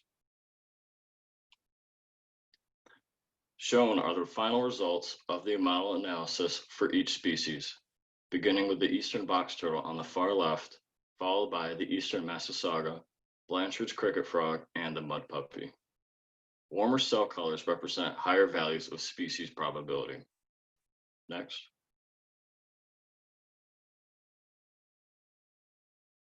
Shown expanded are the results of the Blanchard's cricket frog model, which is an interesting example of the model analysis. Cricket frogs prefer oligotrophic environments with low plant nutrients and high oxygen abundance. Next. The areas shown highlighted are locations slightly outside the species known range with a high predicted probability. These locations support current mining activity in gravel pits, which produce oligotrophic conditions, potentially supporting undocumented cricket frog populations. Next.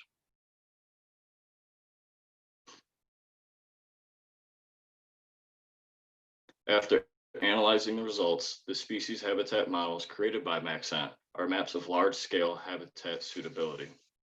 The limitation of this is evident in areas designated as urban or developed, which are represented as possessing a relatively high probability of presence for each species. This is most likely due to the inability of the low-resolution land cover layer to detect small pockets of viable habitat within urban areas, resulting in visible overprediction. Therefore, the habitat models are effective for statewide exploratory evaluation of rare species. Next. Throughout the modeling process, multiple challenges were faced. The most time-consuming portion of the modeling process is the preparation of the environmental and occurrence data set to be the same georeference data in order to be used by the Maxent software. Another challenge would be that of obtaining relevant environmental layers, as well as supplying Maxent with a workable bias file. This helps to produce or reduce sampling bias in the predictions. Next. For future developments, the reprocessing of the model for finer spatial scales would help to represent species probability more accurately in high priority areas. The inclusion of other relevant environmental variables, such as elevation, and climate data, but also help further improve each habitat model. Thank you very much, Michigan Sea Grant and HRM, for this awesome opportunity. Great, thank you so much, Aiden. Yep. And so now I think we're up for questions for Abby, for Victoria, and for Aiden.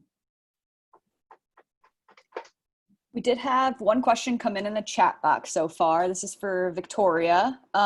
Did you notice if there was a particular day of the week or time of day when the social media posts were viewed or commented on? And then as another question, how has HRM trained community scientists to ID these herps? Well, first, thank you, Erin. Yes, so for the pre-COVID schedule, like on a typical week, the peak days were Fridays and Saturdays, but with this lockdown, a lot of people seem to be using the middle of the week, Wednesday, around noon to be like the peak time for scrolling. So yeah, the time between like 11 and 2 o'clock was like the peak time to like make a post because so many people would be online to see it. And how HRM has trained community scientists. So on the Herb Atlas, during our review process of each submitted record, I or another person on our team would be reviewing those records and make personal comments. So if they maybe got an ID wrong, we could tell them these are the specific characteristics of this species that you could look for next time, or in this instance, that you could identify the species that way. So color of the shell, color of their scales, their shape, their lengths, and stuff like that.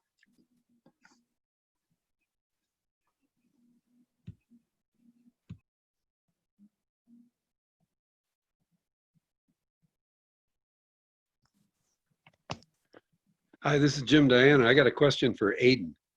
First of all, I'd congratulate you. We did some Maxent modeling in one of my student projects, and I never did understand how to do it. But my question is, all three of your maps look very similar.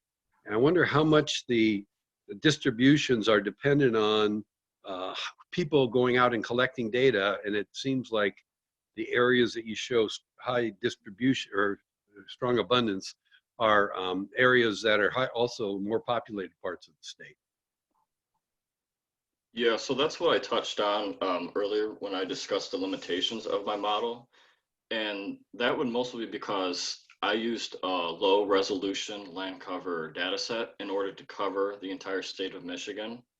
And so that has its limitations in picking up small pockets of actual viable habitat within urban areas, such as a park or something of that nature. And so that's why I believe focusing on high priority areas, such as a certain county, will allow me to use a higher resolution land cover to be able to pick out actual areas that are viable habitat.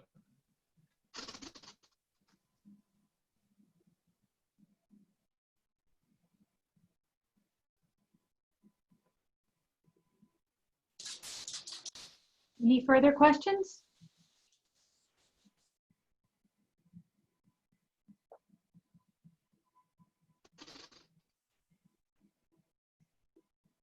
Okay, move on to our very last group. And these projects were focused on education and green infrastructure. We have presentations from Anna Singh, David Martinez Vasquez, Dakota Van Fleet, and Grace Maves.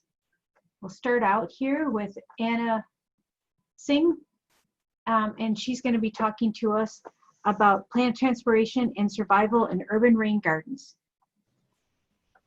Hi, so my name's Anna Singh, and my project this summer was with Calvin University and Placer Creek Stewards, which is an initiative out of Calvin, obviously sponsored by Sea Grant. And my advisor was Deanna Gilhead. Next slide, please. Oops. So for, sorry. No, you're fine. So for the project, a little bit of background on where we're working.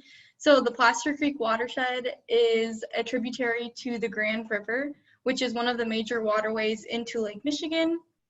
And both of these areas are impaired through years of just degradation from urbanization and from just neglect. And so about 10 years ago, there's some faculty here at Calvin that decided they wanted to create an initiative, which was called Plaster Creek Stewards, and focus on research, education, and restoration of these, of specifically the Plaster Creek watershed, because that's where our campus is located in. And so one of these ways is through implementing urban green infrastructure. So below is a picture of a curb cut rain garden that we use to mitigate some of the stormwater runoff. So one of the problems is flashy flood volumes and sediment, and these help contain those from getting into the sewers. And then another area is education that I mentioned earlier. So that's what my project was mostly focused on. And in these curb cut rain gardens, we place native species, and we try to increase biodiversity by using a bunch of different ones. And so we wanted to identify which species would be best at transpiring water, because the more water they can uptake, and the better it will be for when there's heavier rainstorms. And then also we wanted to connect to our greater watershed, the Great Lakes. And so we did a small regional sampling trip down the Grand River and through Plaster Creek, and that was presented to our high school green team students. Next slide, please. So for the transpiration data collection, I used a leaf barometer, which measures the stomatal conductance of the leaf. You can see I just clamp it onto the leaf, and it gives me a reading in about 30 seconds. And so we did that for 8 gardens, which had been previously selected about 2 years ago. And so this was our 3rd year of data collection. And I did this 4 times during the summer. And it had to be during certain times and certain conditions of the day. So we had the highest light intensity and the sunniest conditions. So it was pretty warm. And then for the regional sampling trip, we had, there's a small map in the corner.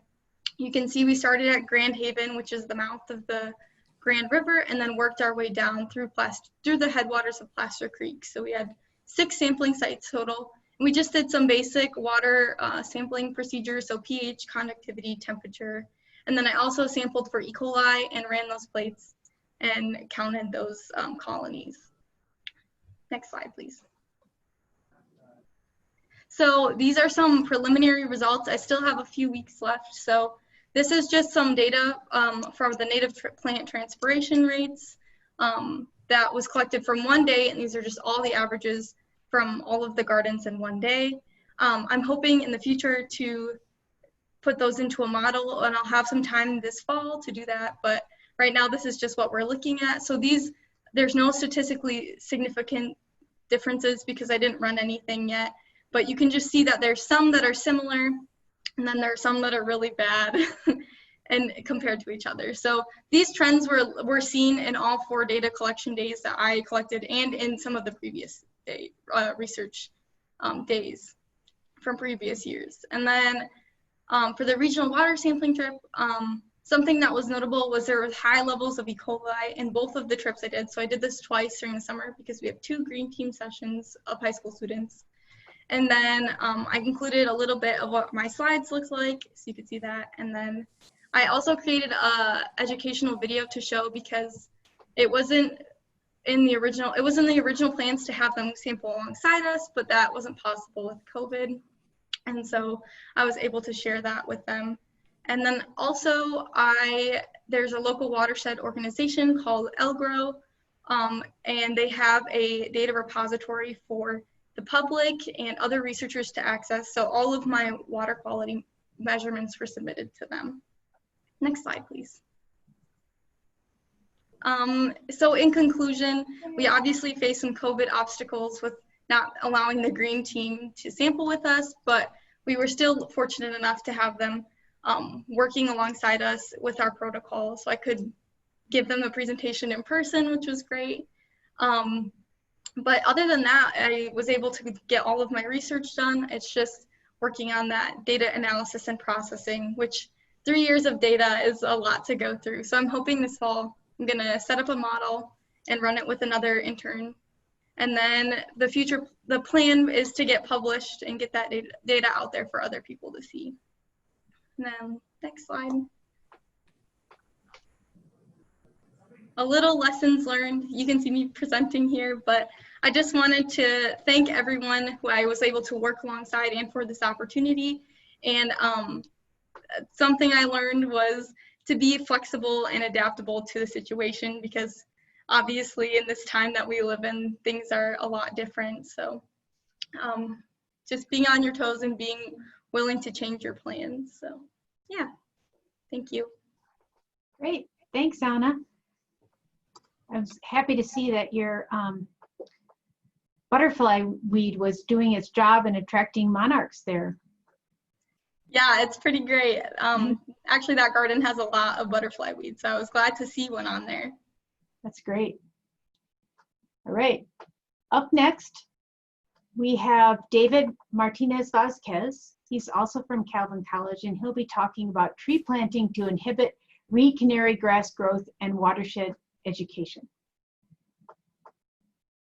Hello, everyone. My name is David Martinez Vasquez, and my supervisors were Dr. David Warners and Deanna. You can go with the next slide.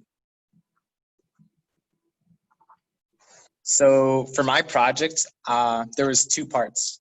The first part was writing a research proposal to answer, or that was aimed to answer the question, do native trees produce enough shade to reduce the growth of reed canary grass? So Anna was talking about Plaster Creek, and there is a channelized section of Plaster Creek in Caledonia, Michigan, that has reed canary grass growing on both sides. And this is an issue because reed canary grass is an invasive species in Michigan that decreases biodiversity and decreases the drainage capability of. The second part of my project was working with the Plaster Creek Stewards Green Team as a college mentor to teach them about watershed ecology, environmental justice issues, green infrastructure, and job skills associated with green infrastructure. Next slide, please.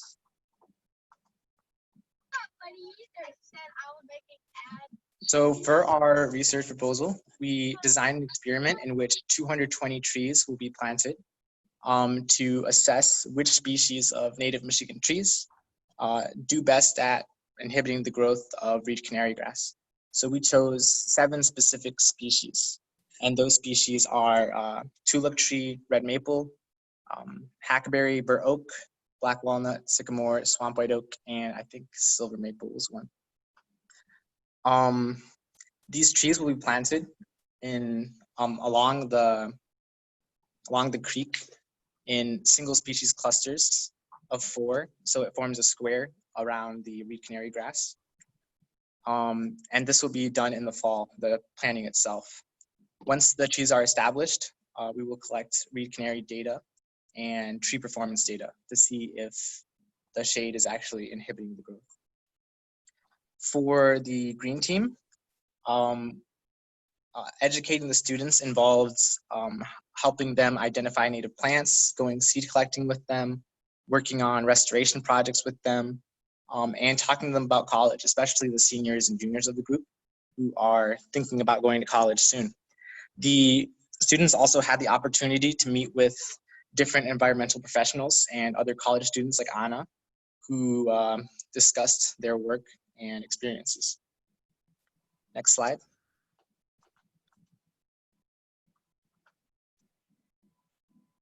So the research proposal is finished, but we are still doing work related to that project.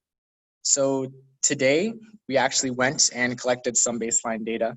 So my boots are like super soaked right now from being near the creek.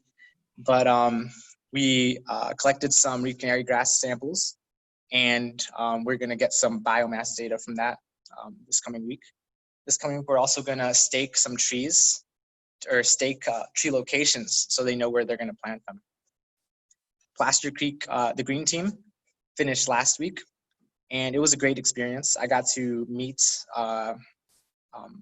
8 different high schoolers from around the area and got to bond with them, and they learned a lot. They learned about different native plant species, different types of green infrastructure. And they also worked on a few different restoration projects, which I will go into in the next slide. Oh, next slide, sorry. So this is a picture of 4 of the restoration projects that the green team helped work on. The first one on the top is Silver Creek Overflow Basin. So this is located on Silver Creek, tributary to Placer Creek. And they basically weeded and planted hundreds, even thousands of native plants here over the course of 3 weeks. The next picture is Dutton Shadyside Park, where there is a floodplain restoration project. They also weeded and planted hundreds of native plants here. At the bottom, there is a curb cut rain garden that they helped build at a retirement center. And that involved weeding and planting more native plants and moving boulders. All those rocks you see around there, they helped move all of those, and they helped spread mulch and compost.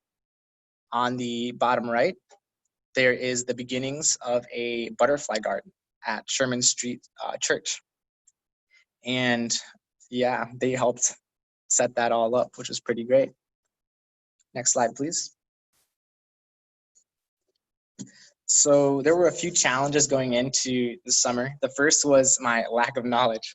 So I didn't come into this project knowing a whole bunch about plants, reed canary grass or green infrastructure and stuff like that. But I quickly learned from my coworkers and reading different articles. And same with the Placer Creek green team stuff. Another problem or challenge was COVID-19. So I didn't know if I was going to be able to work with these students this summer. But thankfully, my supervisors and their coworkers quickly developed a strategy and protocol to allow it to happen. And that involved wearing masks when we were out in the field and socially distancing and sanitizing all of our tools. Next, please.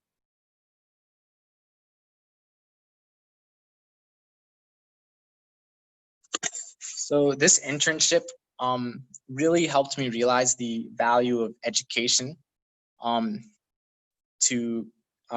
for younger people. It was really cool to be able to work alongside these high school students this summer, as I know most of them are interested in careers in environmental science and similar areas. And I think it's really cool that they learn so much. They'll probably never look at a garden or a lawn or body of water in the same way ever again. I also learned that the satisfaction of restoration work.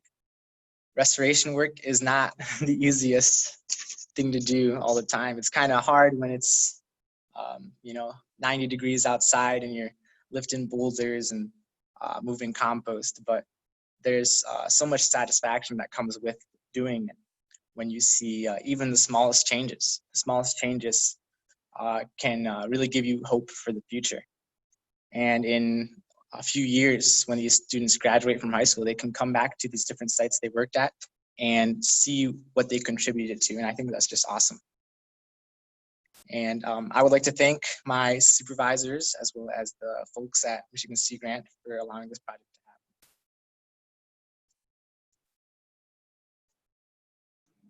happen. Thank you, David, for that message of hard work and hope. We kind of need those messages these days.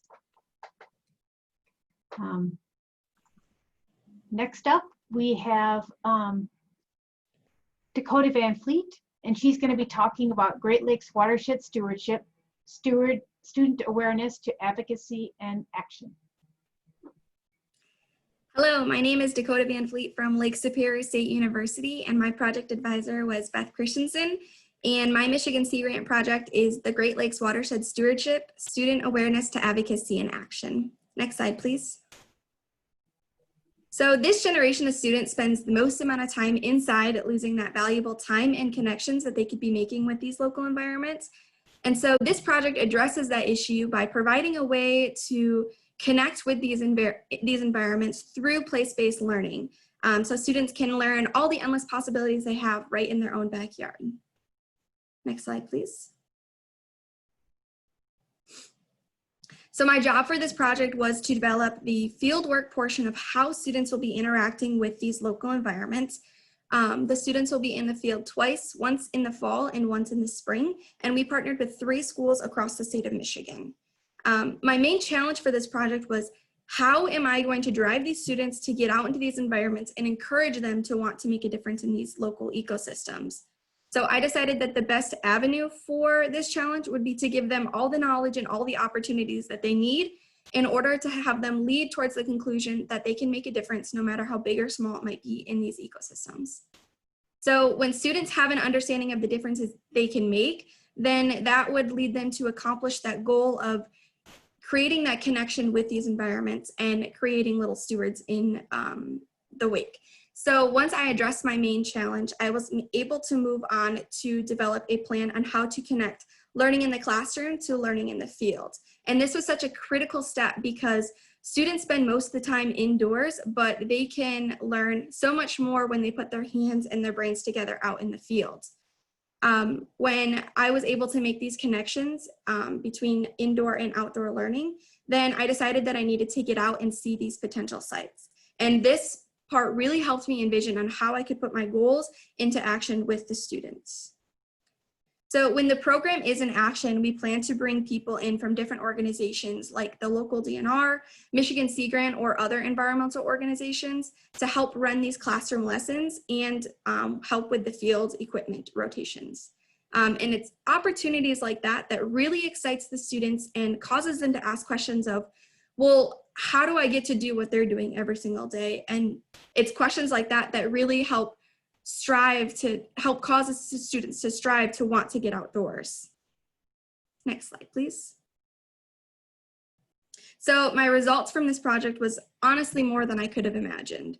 There are so many phenomenal people in this field who really hold the same value of getting students out into the field, because the fragile environment that we all call home is not getting the same positive interactions that it was once having. So I was able to connect with people all over the state who really helped put my ideas into reality.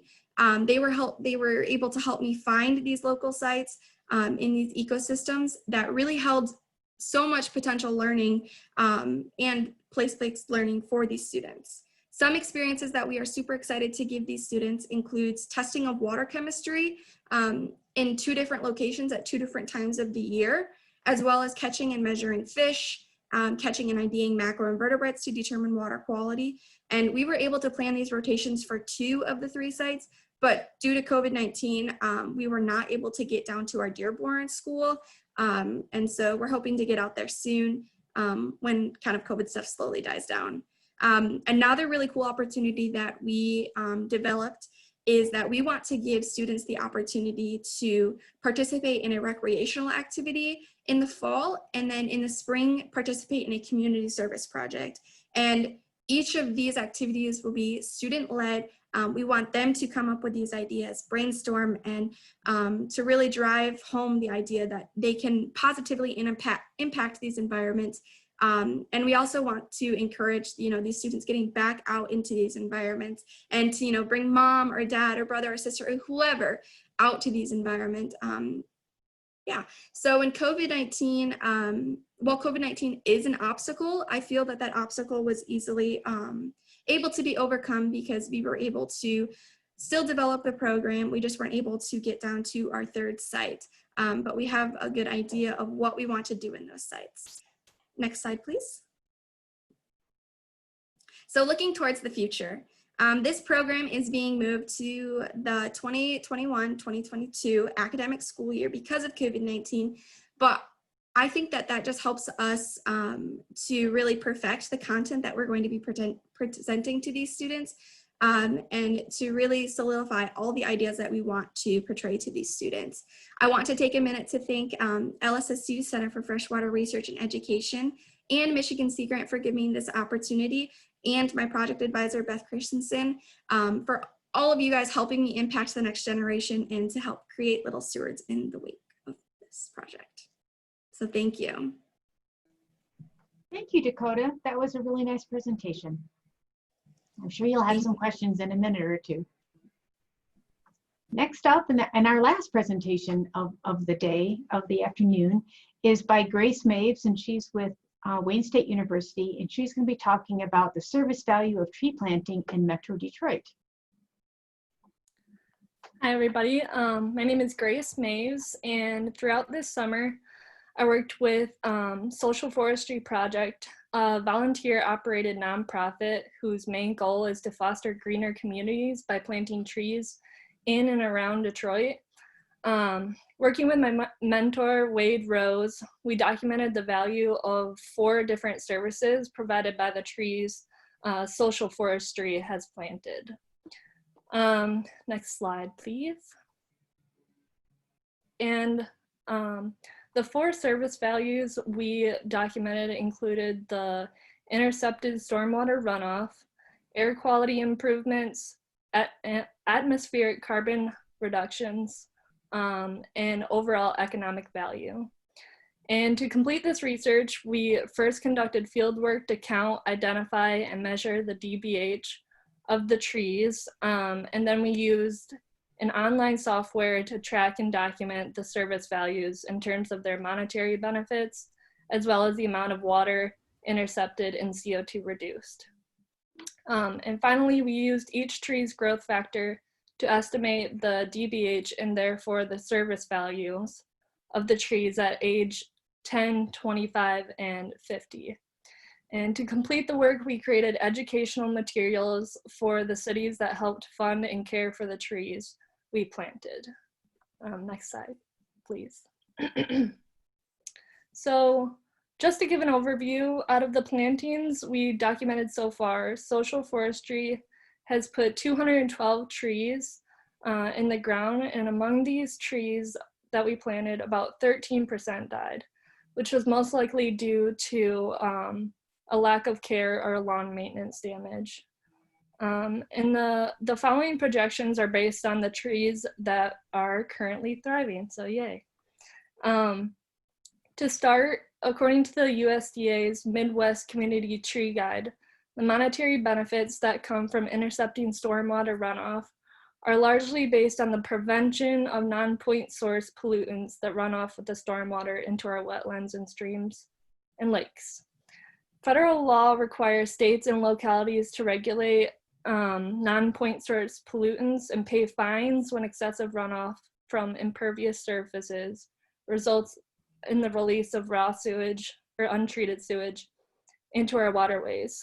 And so similarly to understand the monetary benefits of improving air quality, we look to urban environments that often violate federal air quality standards and harm human and environmental health. So trees absorb gaseous pollutants, intercept particulate matter, and release oxygen to provide air quality services. Trees also provide monetary benefits in the way that they reduce atmospheric carbon dioxide levels. We can create these reductions to, we can credit these reductions to a tree's ability to shade buildings and thereby reduce the need for heating and cooling. We can also credit these benefits to using the photosynthesis to sequester CO2 into the stems and leaves. So the overall value of trees leans heavily on the increased property values they provide and the energy savings when planted near buildings. Overall, I found that the monetary service values of trees are best understood and most appealing to city stakeholders, while local residents connect best with these values using common comparisons. You can go to the next slide. The following comparisons show the trees' service values as they age to 10, 25, then 50 years old, and the amount of stormwater intercepted is compared to how much the average bathtub holds in an effort to help with quantifying the impact. And just the same, the amount of atmospheric carbon reduced by trees is illustrated when thinking about how many miles it takes to drive from Detroit to Florida and back. Using these comparisons helps speak to the significance of numbers, scientific communication, and community. You can go to the next slide. From this project, I gathered an understanding that tree care is important because without the tree care, the tree services do not happen. Also, how you communicate your research plays a role in its significance in the minds of different subject groups. And lastly, a large part of urban forestry is its association with community and the benefits it can provide to people and the environment. And thank you all for listening, and it was a pleasure to hear everybody's presentations. Thank you, Grace. So in our final little question period, does anybody have questions for Anna, David, Dakota, or Grace about their projects?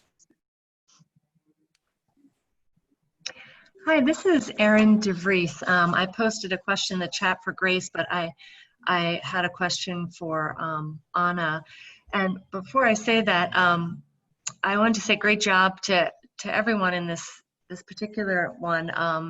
I just thought educating future community scientists and students, you know, to change the world is a big task, and you guys are doing a great job at that. And so is everyone who presented. So I wanted to ask Anna a quick question. What was the video, I guess, I don't know the term, video platform that you used to create those educational videos for the Plaster Creek stewards? Yeah, so during the trip that I took little clips and videos of me collecting samples, and I wanted them to get an idea of what the watershed looked like. So I took snapshots of where we were driving through. So we saw like a bayou, agricultural areas, like at some points we're in urban areas. And then I edited the video down into, I think it's like a 4-minute video, and there's no sound or anything because I was talking like while it was going. And then I put it on YouTube, and it's on the Plaster Creek Stewards channel, so if you search that up. And I think there's also at the end of the video, it shows how I plated and read the E. coli plates. So yeah. Okay. Thank you. Thanks. Great. So then Grace, there was a question for you too. Were the service values based on the total number of living trees or one tree? It was the total number of living trees. So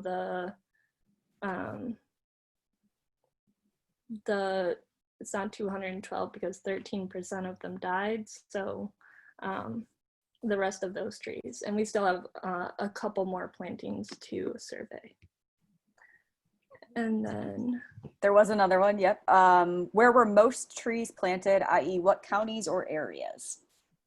So most of them were planted within Detroit, Ferndale, and Hazel Park areas. And then the plantings that we haven't got to yet are further away from Detroit, in Troy and Belleville, and a few other places that are a little bit further from Detroit. Great. Thank you. We have a question for David. How did you connect with those high school students to work on the project? So the high school students applied for the Plaster Creek Stewards Green Team, and all the high school students came from local high schools from within the Plaster Creek watershed.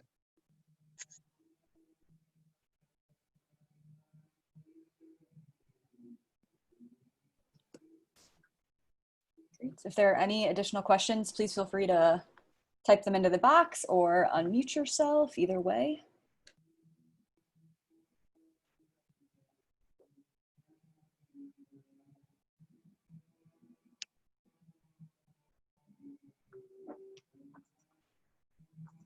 Well, hearing no further questions, I just wanted to thank all of the Michigan Sea Grant 2020 summer interns, their advisors, and their partners for all their hard work, their creativity, and their adaptability to the very difficult COVID situations that we all are dealing with. And then for taking the time to share their amazing projects with us today. I think we were all very impressed and covered a real wide range of types of projects, and you've got a really great start on your careers. It's really exciting. But before we send you off, there is a little bit more to do here. I just wanted to remind you that there will be a symposium feedback form, and we'll be sending that out to you at the end of today or the end of the week at least. And those are due back on August 31st. That will help us give a little bit idea about, you know, what you thought of the symposium format, have any ideas for changing it in the future. You know, last year we were able to do it in person. We had it here on the University of Michigan campus. And this year, obviously, we went virtual for COVID reasons, but it might be that people think that that's a really good option to go in the future anyhow. So we really appreciate your feedback on the symposium. And then there also will be some final report forms, and those are Google Forms, and we'll be sending those out to you at the end of the week. Look for an email from Kirby with that information, and those also are due on August 31st. We are showcasing your projects on the Michigan Sea Grant website. So if you look under on our website, you'll be able to already find your name and your project and your advisors. And we'll be adding some further information as well as the recording of the symposium there, so that other people have a chance to listen that couldn't make it today. You know, there's going to be some other opportunities for showcasing your work. We've shared that with you a little bit already, but our communications team would be happy to work with you to do some kind of a social media post, maybe a blog on our fellowships blog, possibly an article or a part of an article for our newsletter Upwelling. So please be in touch with us if you're interested in that. And their communication teams might be reaching out to you as well, because maybe there's a way to do an interview that we could also share on our website. So thank you again so much, and I'd be happy to answer any other questions or comments before we close for the day. And thank you for everyone for staying on time as well, because we're able to close this meeting just about when we said we would, which is another miracle.